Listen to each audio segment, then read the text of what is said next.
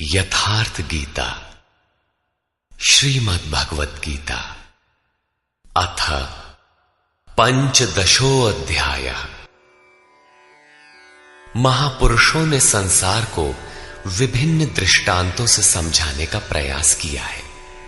किसी ने इसी को भवाटवी कहा तो किसी ने संसार सागर कहा।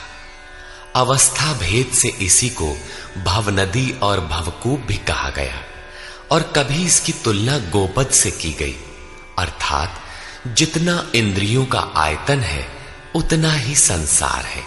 और अंत में ऐसी भी अवस्था आई कि नाम लेत भव सिंधु सुखाहीन, भव सिंधु भी सूख गया। क्या संसार में ऐसे समुद्र हैं?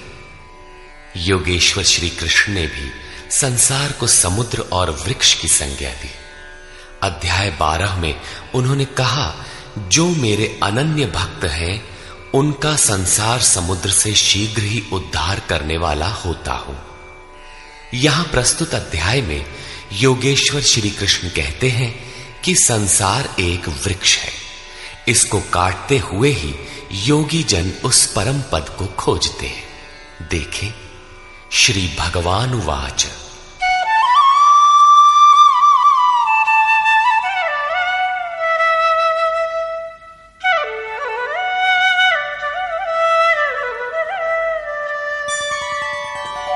ऊर्ध्वमूलमधः शाखम् अश्वत्थं प्राहुरव्ययम् छन्दांसि यस्य पर्णानि यस्तं वेद स वेदवित्।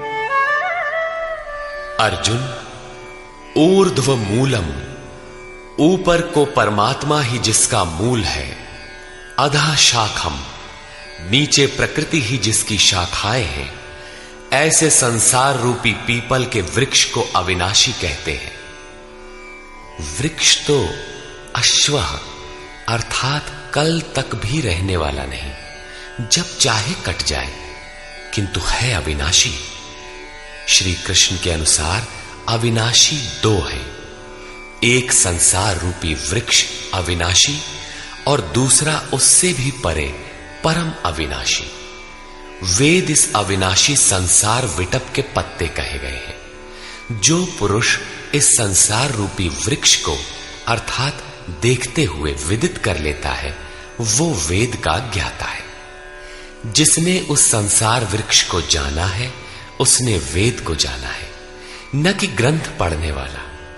पुस्तक पढ़ने में तो उधर बढ़ने की प्रेरणा मात्र मिलती है, पत्तों के स्थान पर वेद की क्या आवश्यकता है?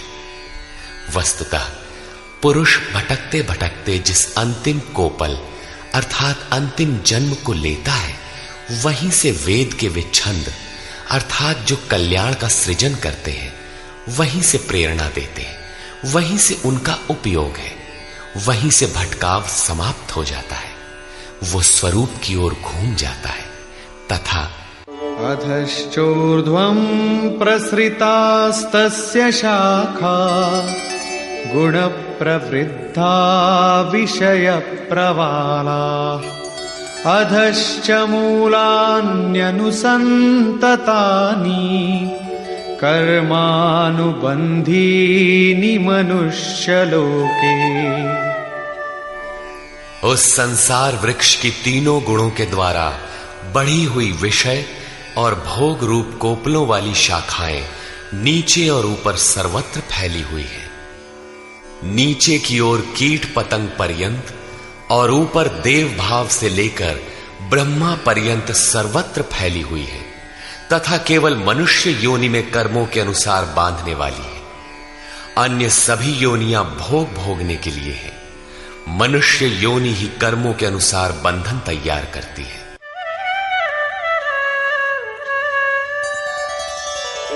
न रूपमस्येह तथोपलभ्यते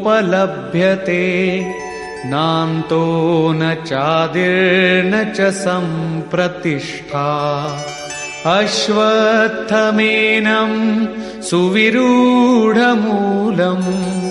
असंगशस्त्रेण दृढ़ेन छित्त्वा।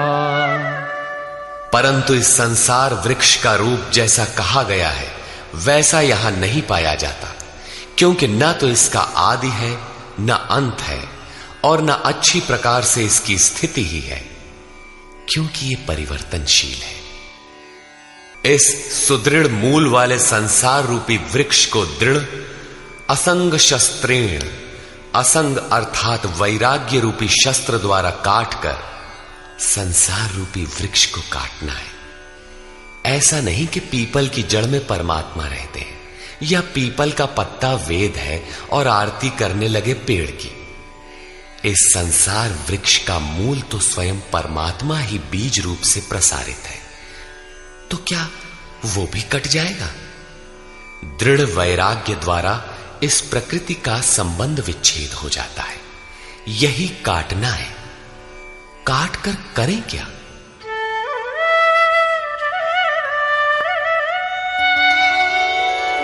ततः पदं तत्परिमार्गितव्यम् यस्मिन् गता न निवर्तन्ति भूयः तमेव चाद्यं पुरुषं प्रपद्ये यतः प्रवृत्ति प्रसृता पुराणी।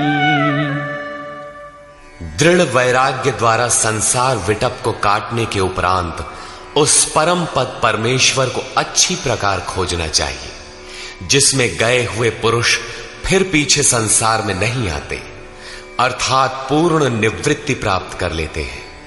किंतु उसकी खोज किस प्रकार संभव है? योगेश्वर कहते हैं, इसके लिए समर्पण आवश्यक है। जिस परमेश्वर से पुरातन संसार वृक्ष की प्रवृत्ति विस्तार को प्राप्त हुई है, उसी आदि पुरुष परमात्मा की मैं शरण हूं, अर्थात उनकी शरण गए बिना वृक्ष मिटेगा नहीं। अब शरण में गया हुआ वैराग्य में स्थित पुरुष कैसे समझे कि वृक्ष कट गया? उसकी पहचान क्या है? इस पर कहते हैं, निर्माण मोहाजित संग दोषा अध्यात्म नित्या विनिवृत्त कामा द्वंद्वैर्विमुक्ता सुख दुःख संज्ञैर् गच्छन्त्यमूढ़ा पदमव्ययं तत्। उपर्युक्त प्रकार के समर्पण से जिसका मोह और मान नष्ट हो गया है, आसक्ति रूपी संग दोष जिन्होंने जीत लिया है, अध्यात्म नित्या परमात्मा के स्वरूप में जिनकी निरंतर स्थिति है, जिनकी कामनाएं विशेष रूप से निवृत्त हो गई हैं और सुख दुख के द्वंद्वों से विमुक्त हुए ज्ञानी जन उस अविनाशी परम पद को प्राप्त होते हैं। जब तक यह अवस्था नहीं आती तब तक संसार वृक्ष नहीं कटता। यहां तक वैराग्य की आवश्यकता रहती है। उस परम पद का क्या स्वरूप है जिसे पाते हैं? न तद्भासयते सूर्यो न शशांको न पावकः यद्गत्वा न निवर्तन्ते तद्धाम परमं मम। उस परम पद को न सूर्य न चंद्रमा और न अग्नि ही प्रकाशित कर पाते हैं। जिस परम पद को प्राप्त कर मनुष्य पीछे संसार में नहीं आते हैं, वही मेरा परम धाम है, अर्थात उनका पुनर्जन्म नहीं होता। इस पद की प्राप्ति में सबका समान अधिकार है। इस पर कहते हैं,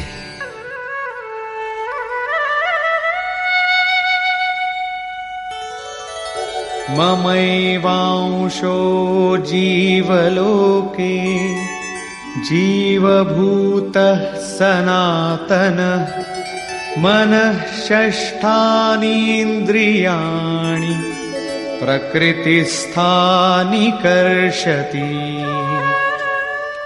जीवलोके अर्थात इस देह में, अर्थात शरीर ही लोक है।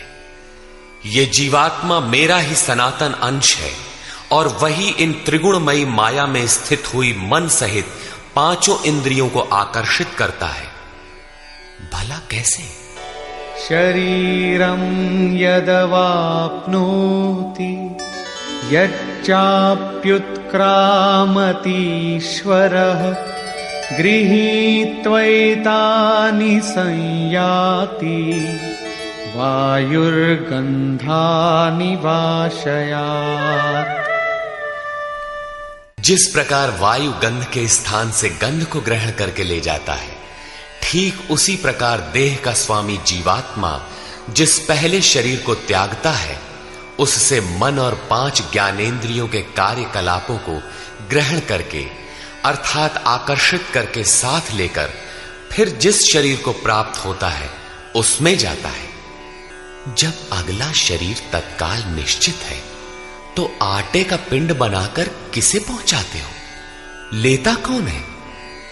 इसीलिए श्री कृष्ण ने अर्जुन से कहा था कि ये अज्ञान तुझे कहां से उत्पन्न हो गया कि पिंडोदक क्रिया लुप्त हो जाएगी। वहां जाकर करता क्या है? मन सहित 6 इंद्रियां कौन है? श्रोत्रं चक्षुः स्पर्शनं च रसनं घ्राणमेव च अधिष्ठाय मनश्चायं विषयानुपसेवते।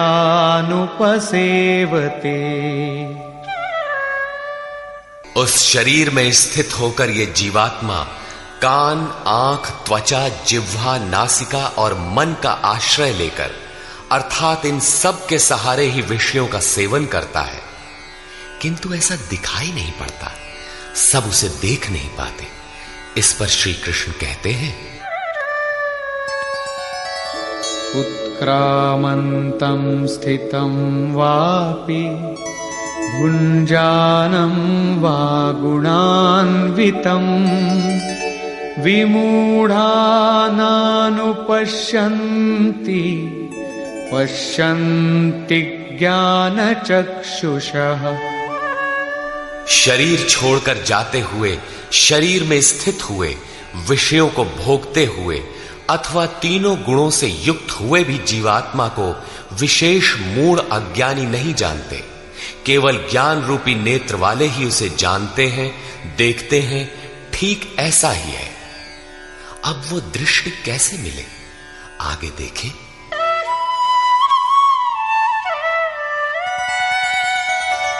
यतन्तो योगिनश्चैनं पश्यन्त्यात्मन्यवस्थितं यतन्तोऽप्यकृतात्मानो नैनं पश्यन्त्यचेतसः।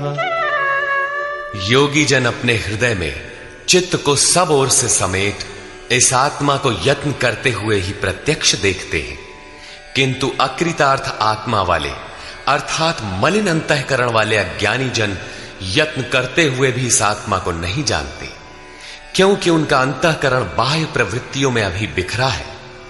चित्त को सब ओर से समेटकर अंतरात्मा में यत्न करने वाले भाविक जन ही उसे पाने के योग्य होते हैं। अतः अंतःकरण से सतत सुमिरण आवश्यक है। अब उन महापुरुषों के स्वरूप में जो विभूतियां पाई जाती हैं, जो पीछे बता भी आए हैं, उन पर प्रकाश डालते हैं।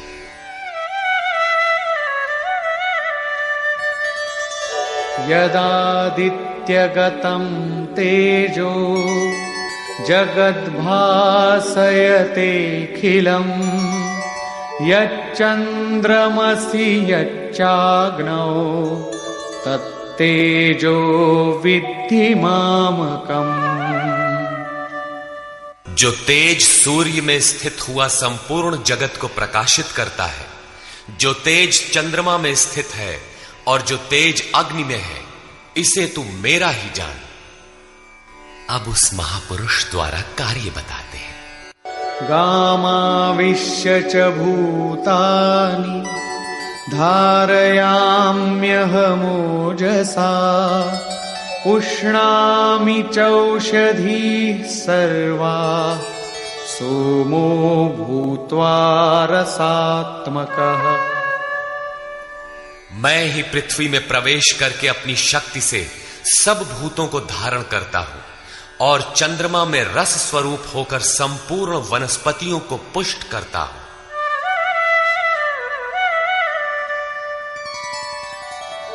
अहं वैश्वानरो भूत्वा प्राणिनां देहमाश्रितः प्राणापानसमायुक्तः पचाम्यन्नं चतुर्विधम्। मैं ही प्राणियों के शरीर में अग्नि रूप से स्थित होकर प्राण और अपान से युक्त हुआ 4 प्रकार के अन्नों को पचाता हूं। अध्याय 4 में स्वयं योगेश्वर श्री कृष्ण ने इंद्रियाग्नि, संयमाग्नि, योगाग्नि, प्राण अपानाग्नि, ब्रह्माग्नि इत्यादि 13-14 अग्नियों का उल्लेख किया, जिनमें सबका परिणाम ज्ञान है। ज्ञान ही अग्नि है। श्री कृष्ण कहते हैं, ऐसा अग्नि स्वरूप होकर प्राण और अपान से युक्त 4 विधियों से, अर्थात जप सदैव श्वास प्रश्वास से होता है, उसकी 4 विधियां बैखरी, मध्यमा, पश्यंती और परा है। इन 4 विधियों से तैयार होने वाले अन्नों को मैं ही पचाता हूं।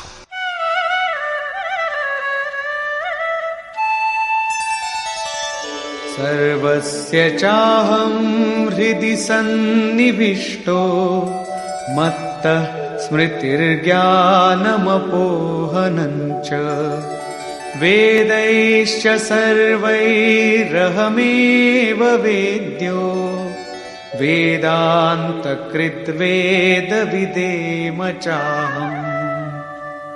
मैं ही सब प्राणियों के हृदय में अंतर्यामी रूप से स्थित हूं। मुझसे ही स्वरूप की स्मृति होती है। स्मृति के साथ ही ज्ञान अर्थात साक्षात्कार और अपोहनम अर्थात बाधाओं का शमन मुझ इष्ट से ही होता है। सब वेदों द्वारा मैं ही जानने योग्य हूं। वेदांत का कर्ता अर्थात वेदस्य अंतः सह वेदांत, वेद की अंतिम स्थिति का कर्ता मैं ही हूं और वेदविद भी मैं ही हूं अर्थात वेद का ज्ञाता। अध्याय के आरंभ में उन्होंने कहा था कि संसार वृक्ष है, ऊपर परमात्मा मूल और नीचे प्रकृति पर्यंत शाखाएं हैं। जो इस मूल से प्रकृति का विभाजन करके जानता है, मूल से जानता है, वो वेदवित है। यहां कहते हैं कि मैं वेदवित हूं। उसे जो जानता है, श्री कृष्ण ने अपने को उनकी तुलना में खड़ा किया कि वो वेदवित है। मैं वेदवित हूं। श्री कृष्ण भी एक तत्वज्ञ महापुरुष, योगियों के भी परम योगी थे। यहां ये प्रश्न पूरा हुआ। अब बताते हैं कि संसार में पुरुष का स्वरूप 2 प्रकार का है। द्वाविमौ पुरुषौ लोके क्षरश्चाक्षर एव च क्षरः सर्वाणि भूतानि कूटस्थोऽक्षर उच्यते। अर्जुन, इस संसार में क्षर, क्षय होने वाले, परिवर्तनशील और अक्षर, अक्षय, अपरिवर्तनशील ऐसे 2 प्रकार के पुरुष हैं। उनमें संपूर्ण भूत प्राणियों के शरीर तो नाशवान है, क्षर पुरुष हैं, और ये कूटस्थ पुरुष अविनाशी कहा जाता है। साधन के द्वारा मन सहित इंद्रियों का निरोध अर्थात जिसकी इंद्रिय समूह कूटस्थ है, वही अक्षर कहलाता है। किंतु यह भी पुरुष की अवस्था विशेष ही है। इन दोनों से भी परे एक अन्य पुरुष भी है।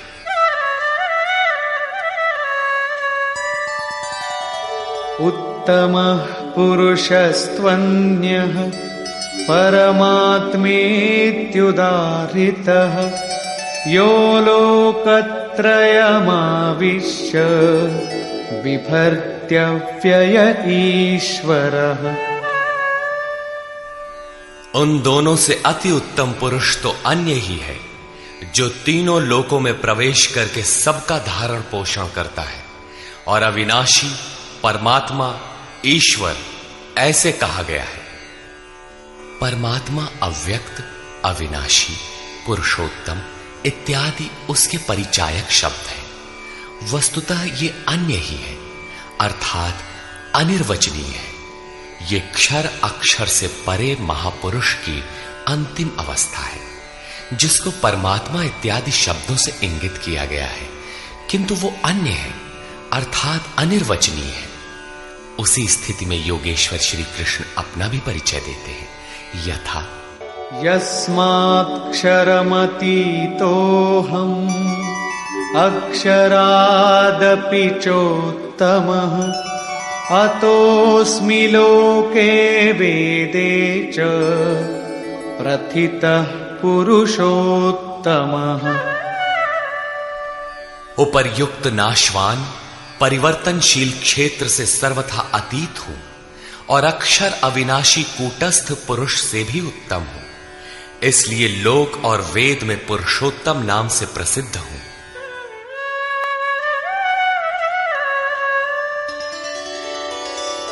यो मामेवमसम्मूढो जानाति पुरुषोत्तमम् स सर्वविद् भजति माम् सर्वभावेन भारत।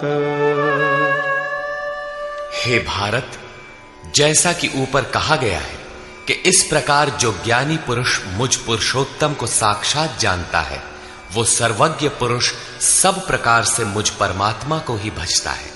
वो मुझसे विलग नहीं है।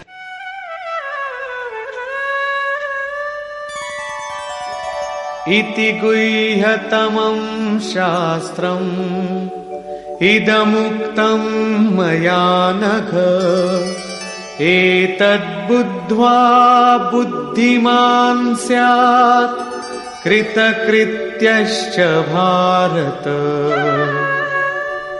हे निष्पाप अर्जुन, इस प्रकार ये अति गोपनीय शास्त्र मेरे द्वारा कहा गया। इसको तत्व से जानकर मनुष्य पूर्ण ज्ञाता और कृतार्थ हो जाता है। अतः योगेश्वर श्री कृष्ण की ये वाणी स्वयं में पूर्ण शास्त्र है। श्री कृष्ण का ये रहस्य अत्यंत गुप्त था, उन्होंने केवल अनुरागियों से बताया। ये अधिकारी के लिए ही है। श्री कृष्ण का ये स्वरूप सबके लिए था भी नहीं। कोई उन्हें राजा, कोई दूत, तो कोई यादव ही मानता था, किंतु अधिकारी अर्जुन से उन्होंने कोई दुराव नहीं रखा। उसने पाया कि वो परम सत्य पुरुषोत्तम नहीं। दुराव रखते तो उसका कल्याण ही ना होता। यही विशेषता प्राप्ति वाले प्रत्येक महापुरुष में पाई गई। रामकृष्ण परमहंस देव एक बार बहुत प्रसन्न थे। भक्तों ने पूछा, आज तो आप बहुत प्रसन्न हैं? बोले, आज मैं वो परमहंस हो गया। उनके समकालीन कोई अच्छे महापुरुष परमहंस थे, उनकी ओर संकेत किया। कुछ देर बाद वो मन क्रम वचन से विरक्ति की आशा से अपने पीछे लगे साधकों से बोले, देखो, अब तुम लोग संदेह न करना, मैं वही राम हूं जो त्रेता में हुए थे, वही कृष्ण हूं जो द्वापर में हुए थे। मैं उन्हीं की पवित्र आत्मा हूं, वही स्वरूप हूं। यदि पाना है तो मुझे देखो। ठीक इसी प्रकार पूज्य गुरु महाराज भी सबके सामने कहा करते थे, हो, हम भगवान के दूत हैं। जे सचहू का संत है वो भगवान का दूत है। हमारे द्वारा ही उनका संदेशा मिलता है। पूज्य महाराज जी सबसे तो इतना ही कहते थे, न किसी विचार का खंडन न मंडन, किंतु जो विरक्ति में पीछे लगे थे उनसे कहते थे, केवल मेरे स्वरूप को देखो। यदि तुम्हें उस परम तत्व की चाह है तो मुझे देखो, संदेह मत करो। बहुतों ने संदेह किया तो उनको अनुभव में दिखाकर उन बाह्य विचारों से हटाकर अपने स्वरूप में लगाया। वे अद्यावधि महापुरुष के रूप में अवस्थित हैं। इसी प्रकार श्री कृष्ण की अपनी स्थिति गोपनीय तो थी, किंतु अपने अनन्य भक्त पूर्ण अधिकारी अनुरागी अर्जुन के प्रति उन्होंने उसे प्रकाशित किया। हर भक्त के लिए संभव है, महापुरुष लाखों को उस रास्ते पर चला देते हैं।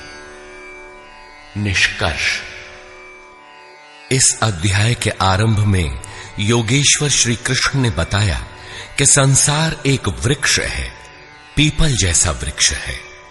पीपल एक उदाहरण मात्र है। ऊपर इसका मूल परमात्मा और नीचे प्रकृति पर्यंत इसकी शाखाएं प्रशाखाएं हैं। जो इस वृक्ष को मूल सहित विदित कर लेता है वह वेदों का ज्ञाता है। इस संसार वृक्ष की शाखाएं ऊपर और नीचे सर्वत्र व्याप्त हैं और मूलानि, उसकी जड़ों का जाल भी ऊपर और नीचे सर्वत्र व्याप्त है, क्योंकि वह मूल ईश्वर है और वही बीज रूप से प्रत्येक जीव हृदय में निवास करता है। योगेश्वर श्री कृष्ण के अनुसार संसार वृक्ष है जिसका मूल सर्वत्र है और शाखाएं सर्वत्र हैं। कर्मानुबंधीनि मनुष्य लोके, कर्मों के अनुसार केवल मनुष्य योनि में बंधन तैयार करता है, बांधता है। अन्य योनियां तो इन्हीं कर्मों के अनुसार भोग भोगती हैं।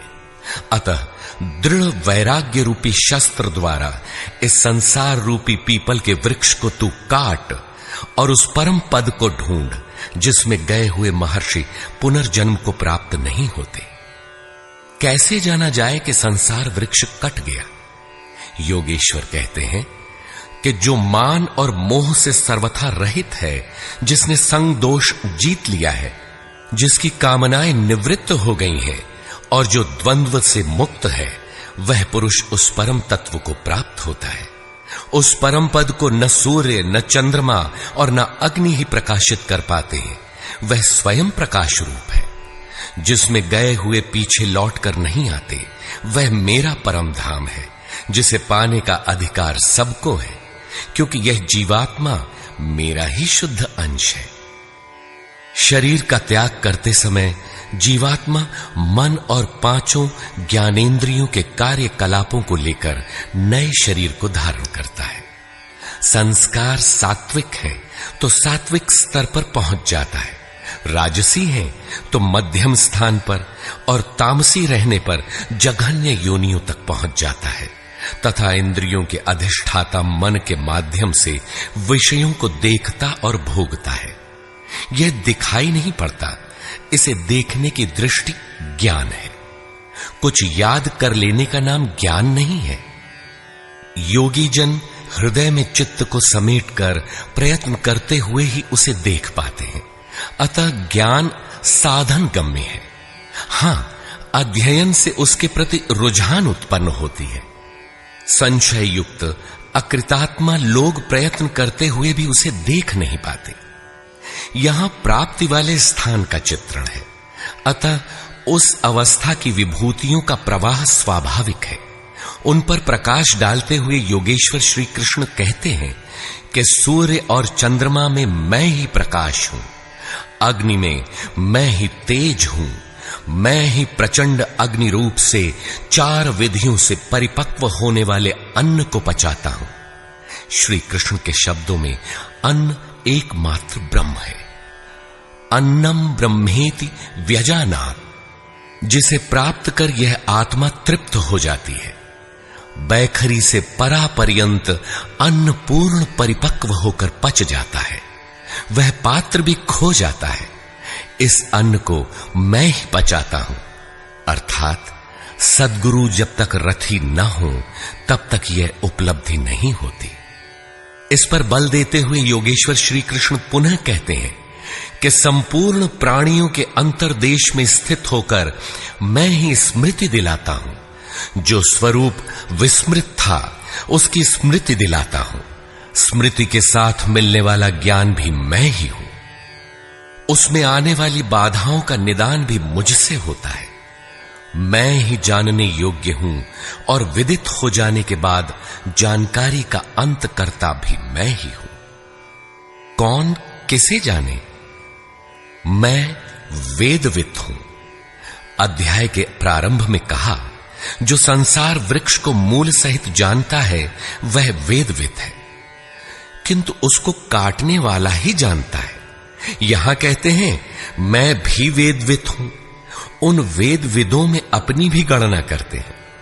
अतः श्री कृष्ण भी यहां वेदविद पुरुषोत्तम है, जिसे पाने का अधिकार मानव मात्र को है। अंत में उन्होंने बताया कि लोक में दो प्रकार के पुरुष हैं। भूतादिकों के संपूर्ण शरीर क्षर है।